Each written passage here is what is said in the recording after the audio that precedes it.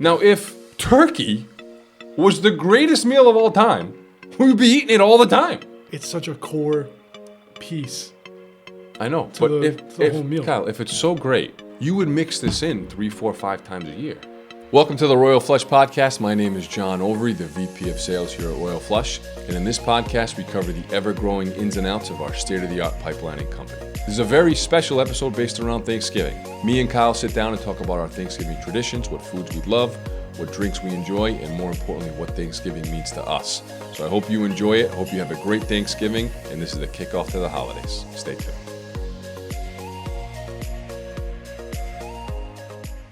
John, it is arguably the best time of year. Mm-hmm. We're getting to be that time. Holiday season, baby. Yep. Everything other than the weather, I think I don't really have any complaints on. Mm-hmm. But we're gonna be just a little fun little episode talking about Thanksgiving today. Mm-hmm. Turkey Day. Yep. So I guess let's start. What does Thanksgiving mean to you?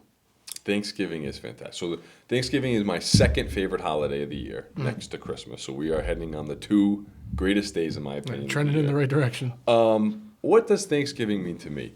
Besides the tradition of the turkey and the pilgrims and all that jazz, I would simply say it just means it is time for good food and good people. Yeah. And literally that is it. That's all it means to me. And it's a really good excuse. Now, I'm a cook, so I like to cook. So to me, Thanksgiving is a little extra in the holiday scale of things. And so I love new foods and doing everything to me like really high end, or try to make it as high end a meal as possible, right? We're not the carrots I cook at Thanksgiving are not the carrots I'm cooking tomorrow at 2:00. Okay. These are steam with a brown sugar glaze and a right? This is like, let's try and like kick it up a notch and go a little high end. So you're someone who likes to cook. Is this your Super Bowl? For food? Yeah. Yeah, this is a Super Bowl for food. Yeah. But now, Christmas is the AFC Championship game because the Christmas meal is just as important as everything else. So to me, Thanksgiving is just Christmas without presents. The food is equally important on Christmas. But let's not get sidetracked on Christmas. Let's talk about Thanksgiving. Yes, this is the Super Bowl for food for me. Okay.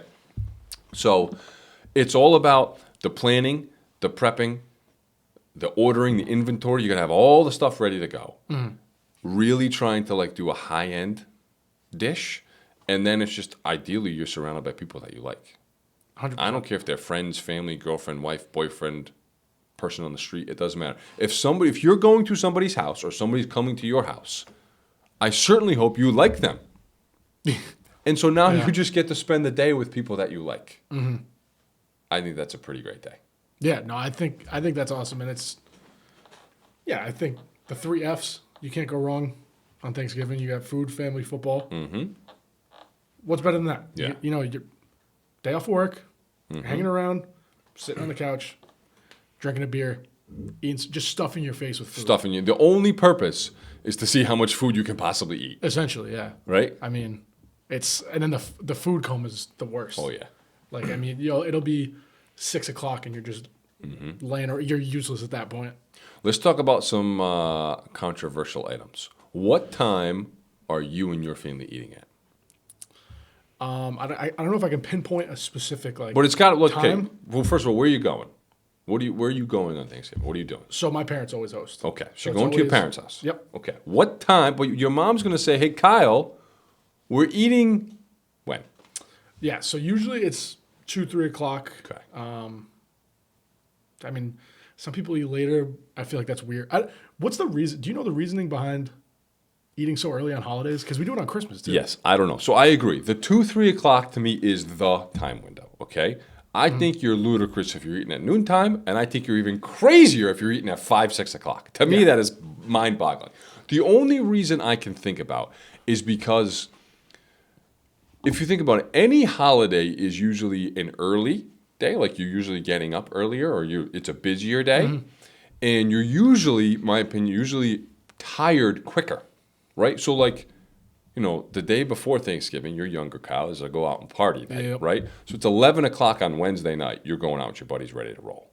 11 o'clock Thanksgiving, you are sleeping, right? Yeah. You're more exhausted especially as you get older, on these holidays, like you get exhausted quicker. So you're not, in my opinion, you're not staying up. Maybe you are, but I'm not staying up Thanksgiving night till 11:30 midnight. It's earlier, so that your meal comes earlier. To me, secondly, seconds are very important. Okay. No, what do you mean by that? I'm going for seconds, or I'm having a second meal.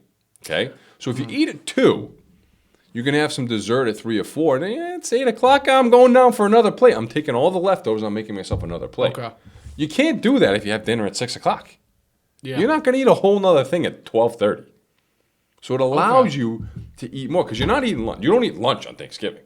You're not eating lunch at 12 o'clock and having turkey dinner at 2. You're gonna go over and have some pickies, some hold me overs, cheese and crack, and a charcuterie board, right? Maybe something fancy, some bacon wrapped dates, the blue cheese stuffing. So all right, controversial. Hate blue cheese. Absolutely hate blue cheese. Okay. The stinkier, the raunchier the cheese, the better. Anything wrapped in bacon, though, Yes. I'm good for. So you're having some nice appetite, right? Just kind of getting ready, getting the bowels digesting, and then you're going into the big boy meal. But it sets you up for a second meal, if needed, later. Okay. To me, that's the strategy behind the 2 o'clock. Also, I think not everybody, unfortunately, has the day off. We at Royal Flush are closed the day after Thanksgiving. So, you eat at 6 o'clock, you're hanging out. It's a late night for kids and family.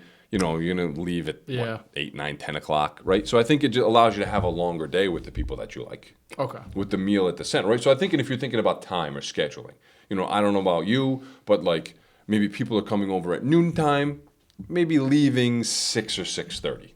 Okay? I think it's a general kind of consensus.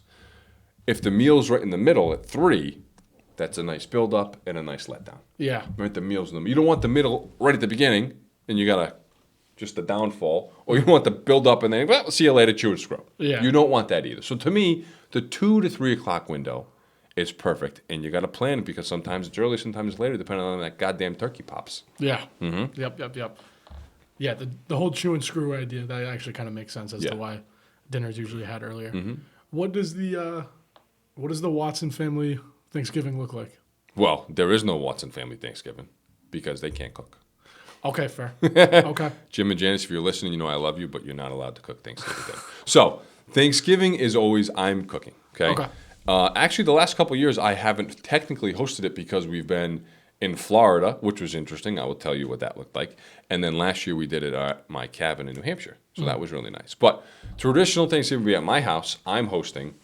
And it's, the very traditional things. We're having turkey and sides, and I'm maybe trying to, high-end a side that might be, boiled carrots, like I said, and do like a higher-end carrot, or maybe I'm going to mix up the mashed potatoes and add something in them this year. Just traditional side dishes, but with a little bit of flair. Yeah, is a little my bit of kind of plan and structure. And then the Watsons are all about desserts. They could have a little piece of turkey, a little bit of mashed potatoes, and they want 37 pies. They want some sort of fudge pie, stacked marshmallow custard, apple pie, pumpkin pie. They want all desserts all the time. Yeah. So that's really what they're focused about. To me, if I don't really eat dessert on Thanksgiving.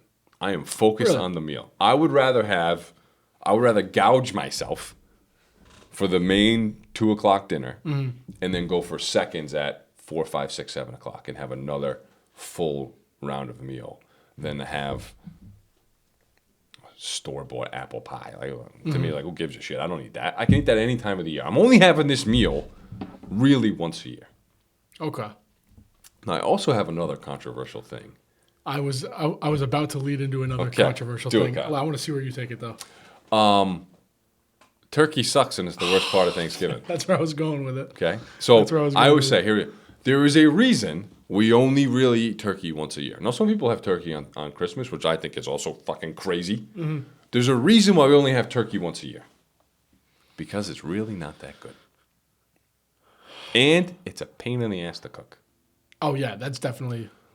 That's the reason why. Now, if turkey was the greatest meal of all time, we would be eating it all the time. Why would you only have it once a year? Yeah. Right? So I see the side to that. I totally get the argument, but it's just it's such a core piece.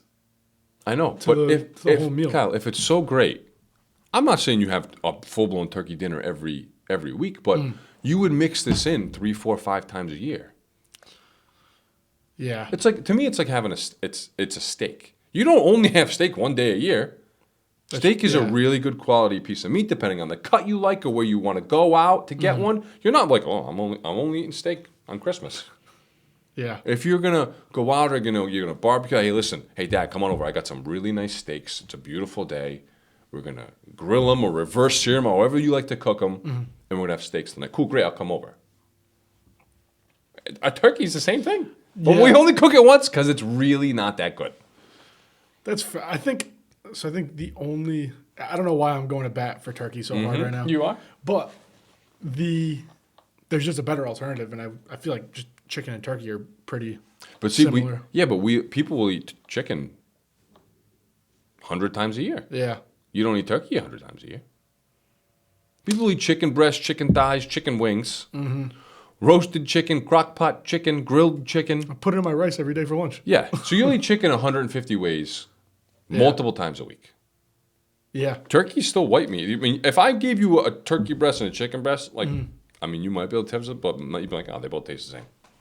Yeah. So why are we eating chicken all the time and not turkey? Yeah.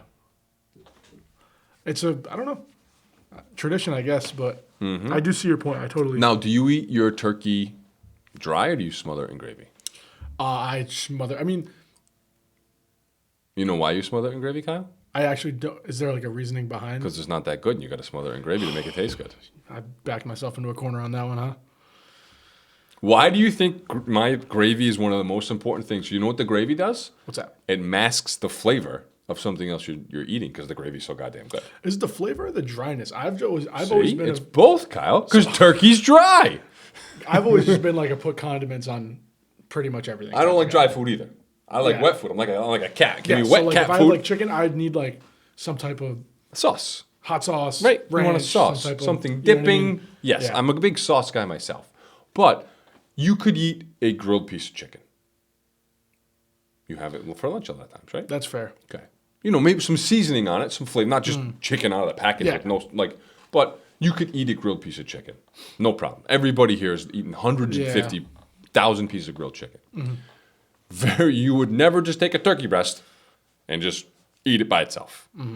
You would now see, there's lunch meat turkey and Thanksgiving turkey. Big difference. Two different things. Big difference. If you want, I have gotten a turkey loin before, or a turkey breast. You can get those from the supermarket.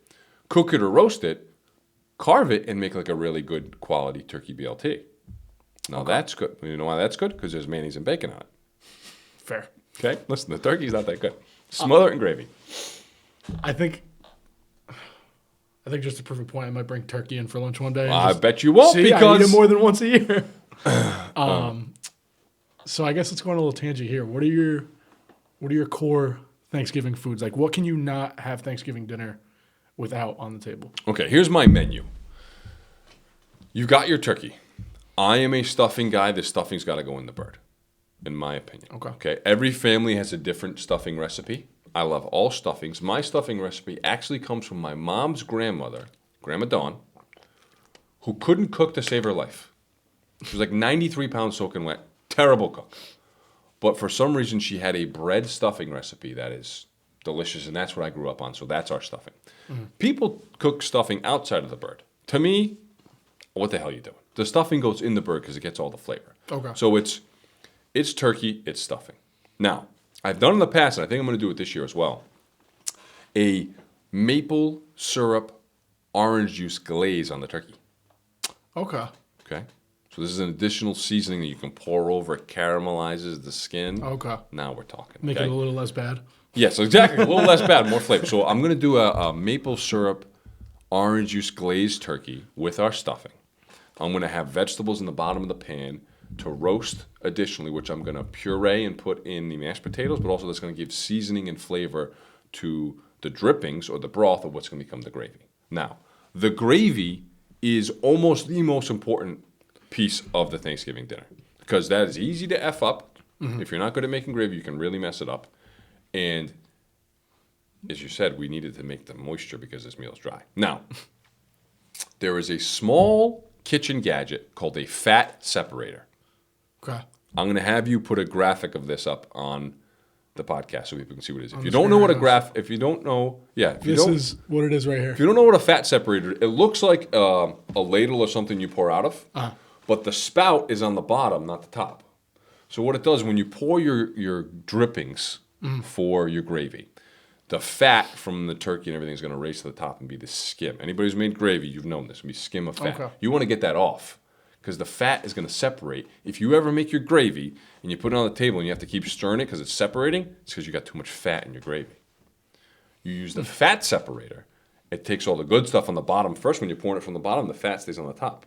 So you can pour it out with having your fat left into it and not do it. That's how you make a great gravy. Okay? Fat, see you later, bye. Interesting. Then we are having mashed potatoes. I also am a crackhead for potatoes au gratin. Okay? What is it? Potatoes au gratin. You don't even know what this is. Well, I feel like it might have just been called a different. We'll do another look. We'll do another photo of potatoes au gratin. To me, that is the most underrated potato dish of all potatoes. Okay. Baked, roasted, steamed, whatever. The potatoes au gratin is on point. Now, actually, I've never really made them that well because they can be very tricky. It's tough to. You have to cook them for a long time. We're talking like an hour and a half, 2 hours to maybe get them like the right consistency. Mm-hmm. Oh, so, I know exactly. Hold on, side note. I did not mean to cut you off. Okay. I had to Google it because I have to know. Do you like potatoes au gratin? We just call them cheesy potatoes. Cheesy potato. Okay, fair enough. Oh my god. Yep. The formal, because they're French, is potatoes au gratin. Okay. It's like AU-G gratin. That's how it's pronounced. So two potato dishes. Okay. Okay. Then I'm doing very traditional sides, but I'm sprucing them up. I love Brussels sprouts. I'm doing like a Brussels sprout pancetta onion kind of glaze. I'm doing cream corn, which is actually very, very simple. Just corn with like a little bit of like bacon and see, a lot of bacon on my Thanksgiving. Love it. Corn with a little bit of bacon. I'm coming over for this. And heavy cream. So basically just getting corn in like this light little sauce. Because you know what? Dried corn's terrible. Okay? You need to get a little sauce. Yeah. Then I'm doing these glazed. So it's a steamed carrot, but it's glazed in like a brown sugar, maple honey. Really like, when you eat it, it tastes like a piece of candy. Like the carrots that taste like candy. I'm doing a traditional Grand's biscuit. Okay. That you're just getting in the can and you're popping it open. Yep. But I am also making homemade bread. Okay. Homemade, almost like a French loaf kind of sourdough bread. And that is great for sticking in the gravy. Now, some people don't like that bread or some people like the biscuits. So I'm having two different bread options. Now, lastly on the menu is to me the most despicable Thanksgiving side of all time. And that is the canned cranberry sauce. I knew you were going with that. Okay? Yep. No self-serving human being, unless you live in a cave and you're a barbarian, should be using or buying canned cranberry sauce. I think it is a sin. Because making cranberry sauce is the most easiest thing in the entire universe. Let me tell you what you do. Let's do it. You buy a bag of Ocean Spray cranberries. They come in a bag. A bag of Ocean Spray cranberries. They're like $1.50, okay? And they literally come from southern New England. Did you know that we could look up the number. And my guesstimate is 75% of the world cranberry production comes from southern Massachusetts. Really? Yep, and actually Michigan. So where's that prominent, like in southern Mass? Mashpee, Dartmouth, Mattapoisett, those kind of like southern areas to the right of Rhode Island before the Cape, that is cranberry bog world. Interesting. So Ocean Spray, we can look this up again. I'm almost positive. Ocean Spray has a headquarters there. Okay. But their two places are in Michigan and Rhode Island. Those, for some reason, are the greatest places to grow cranberries. And so your cranberries from Ocean Spray are coming from right down the street. Super fresh. We'll do some more graphics on Ocean Spray and cranberries, okay? You take them and you put them in a pan, Kyle. Yep. You put the pan on low. You put a little bit of sugar and you put a little bit of orange juice in it. And that's it. That's how you make homemade cranberry sauce. And then you just stir it once in a while, and the heat is going to break down the cranberries, turn it into a mush. And then if you want it smooth, you can like puree it. If you wanted to make it yourself, you could do that. You could puree it and put it in a blender. and then you could put it in a mold and put it in the fridge. That's your gelatinized cranberry sauce. Yeah, that makes sense. I like it a little chunky. So you just take a fork or something, you mix it up, you get a little chunky. Now, if you and I talk, we like candies, right? You like sour candies? We love Sour Patch Kids. Yeah, so the watermelon Sour Patch Kids. You like watermelon Sour Patch Kids. You have never had anything more sour than fresh cranberry sauce. Really? Oh, it'll make you pucker your face. You'll pucker your lips, baby. It's super, super sour. Mm-hmm. The cranberries have natural sugars in them anyway. So it's like when I eat, you only need a little bit of cranberry. Like a tiny bit of cranberry because it's really tart. It's really, really good. It tastes very different from canned, which is not tart because they put in all these preservative crap in there. Mm-hmm. So you get cranberries, put them in a pan, a little bit of sugar, a little bit of orange juice. That is it. It takes so that took you open the bag, pour it in, OJ, sugar. 25 seconds. Homemade cranberry sauce. So I will say, I got to go to bat for turkey again. Cranberry sauce is another thing that does not get broken out any day besides the fourth Thursday. Yep. Mm-hmm. In November. That's one of those, mashed potatoes, Well, I think it's AU, but I say potatoes au gratin. Potatoes au gratin. Even stuffing gets broke probably more than once a year. Because you can stuff a chicken. You know what I mean? Yeah, I think cranberry sauce definitely falls under the category. Yeah, I would say 90. Maybe we can go to Ocean Spray's website. 99% of sales are done in these 2 weeks. Probably. Yeah. Yeah. So Thanksgiving night, you talk about kind of winding down. You're going up for seconds. What does Thanksgiving night look to you? I know you have kind of some sort of baby.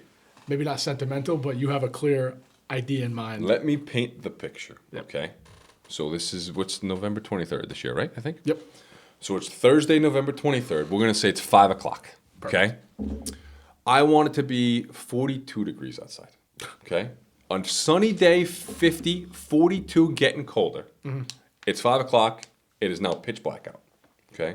We've eaten at 2:30, sat around the table till 3:34, just chit-chatting, picking a little bit still.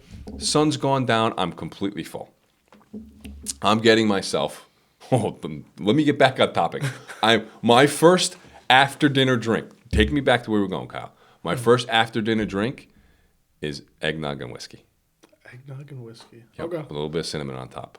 We're going to go back to that. We'll go back to drinks. We'll talk about some drinks, okay? So it's 5 o'clock. It's 40-something degrees. I'm completely full. Mm-hmm. The afternoon game for football, I think, starts at 3:30? 3:30? No, 4. First one's 12:34. Okay, so it's usually the Cowboys. Before, yeah. Football's on. I am making a rip-roaring fire. I have a fireplace in my house. I'm a huge fire guy. Now, it could be 93 degrees. I'm still making that damn fire, okay? It's part of the ambience. Yeah. I'm making a fire, okay? So I'm getting a big fire going. I'm sitting on the couch with people I like and hopefully my 2 children. And for me, the vision or memory growing up was Home Alone was on cable TV, usually I think Fox. When I'm 10, 11, or 12, Home Alone came on Thanksgiving night every year. Mm-hmm. And that was almost the kickoff to the Christmas season. Okay. And it didn't come on at 8, 9 o'clock. It came on that early mid-afternoon. I feel like I remember it at 5, 6 o'clock. And we would sit down, you put on the TV, and now you've seen Home Alone 8 billion times. Even though as a kid it's the greatest movie ever. Yeah. I still watch it 100 times a year to this day because my son loves it. Mm-hmm. And you put Home Alone on, and you've got a drink, and your stomach is full, and it's warm, and you've got the fire, and it's dark out, and you're watching Home Alone. I don't know if there's any place in the world I'd rather be. Yeah, I mean, that's like we were saying earlier. You're sitting up on the couch, drinking something you want to be drinking, body's filled with food. Yep. And you're entertained. You're around people you like. Mm-hmm. No better feeling. Yep. No better feeling. So I've never actually viewed it as the gateway to Christmas. I feel like I don't know what it is. I just very much Thanksgiving is midnight to midnight. Mm-hmm. That's Thanksgiving for me. Maybe the very next day there's all the Black Friday stuff going on. You see all the ads, all the Christmas ads. That I feel like is my segue to Christmas almost. Okay. See, I feel that 5 o'clock point is now Christmas. Which is reasonable. I completely usually as an adult, Kyle, when you're going to be after the dinner table, right? You're going to be talking with other, maybe your parents, your cousins, whoever. You're going to be Christmas is going to come up. Yeah. It's going to be what does Connor want for Christmas this year? That guarantee you those words are going to be uttered out of somebody's mouth. That's fair. And that sparks the conversation of, well, last year we did this. Whose house are we going over? I know a lot of big families. My family did this growing up. They did like the Secret Santa, or like we call it like the round robin Santa. We're like, okay, well, you're going to buy for these 2 kids and you're going to buy for these 2 kids. And those things were harshed out around the Thanksgiving table. Okay. You got Timmy and Joey. You got blah, blah, blah, right? Okay, I'll take, right? Those are hashed out at the Thanksgiving table so everybody knows what they're doing for the year, for the season. So it's like the meal's done. You're digesting. Boom. Christmas is rolling. Maybe you're poking through the flyers. Now, the one time a year I buy a newspaper is Thanksgiving.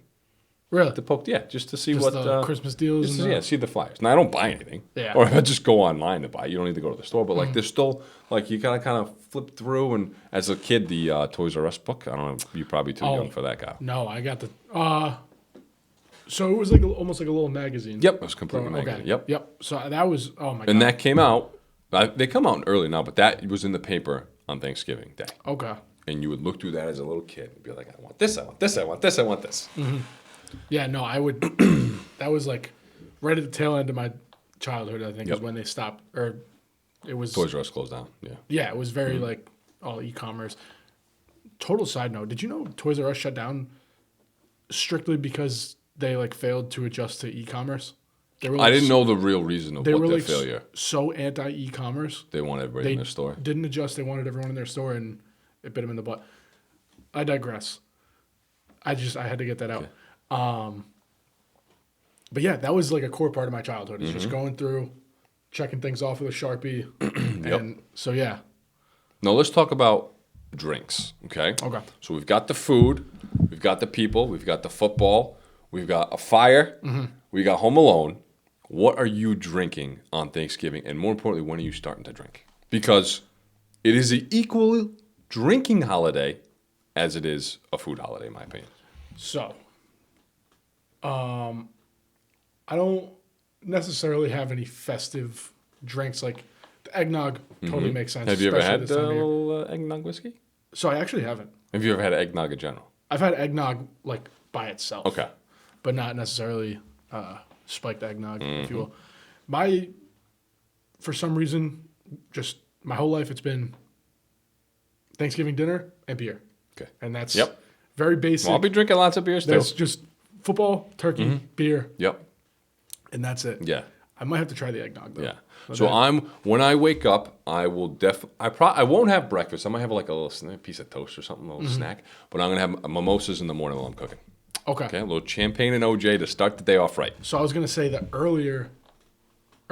older I get, the earlier I start drinking. Yes. Because like when I was like younger, it was like, oh, it's all the parents and the aunts and uncles and the grandparents, and it's like, okay, well maybe someone will offer me a beer, and then now it's like this year I'll probably say to my brother who just turned 21, I'm like, listen, let's start drinking. Crack a beer at like 11 in the morning. So on a side topic, Kyle, the younger you are, you want to drink later. You want to go out later. You want to stay out later. You want to drink long.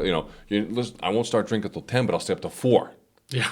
The older you get, you want to start drinking earlier. You're going to get just as drunk and have just as much fun, but you're going to go to bed earlier. Oh, This is simple as that. One thing that I've started to notice as I grow in my old age,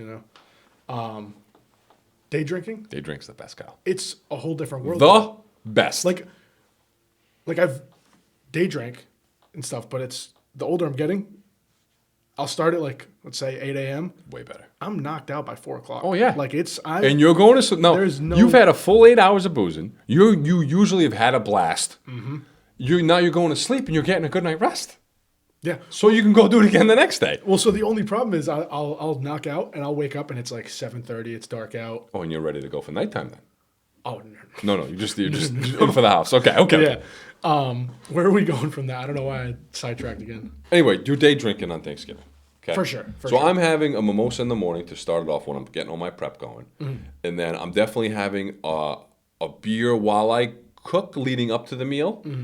Then I'm gonna I'm going to eat my meal. I drink what I eat, so maybe I'll have a beer with dinner, or maybe just have like water or something. And then afterwards, the first thing I'm doing after I'm kind of like set is I'm going to have the eggnog with a little bit of whiskey and cinnamon on top. And then from there, whatever I want. If I want to drink more, I'll just have more beers. If I want to do a little, I like Jameson ginger ale. Love like Jameson a nice little, ginger. These are like nice Thanksgiving drinks. Okay. Yeah. See, I've never associated Jameson and ginger with Thanksgiving. Yeah, because it's like a nice warm and fuzzy, cold out type of drink. Okay, that's fair. Yeah. Yeah. I love Jameson and ginger. One thing you mentioned, breakfast.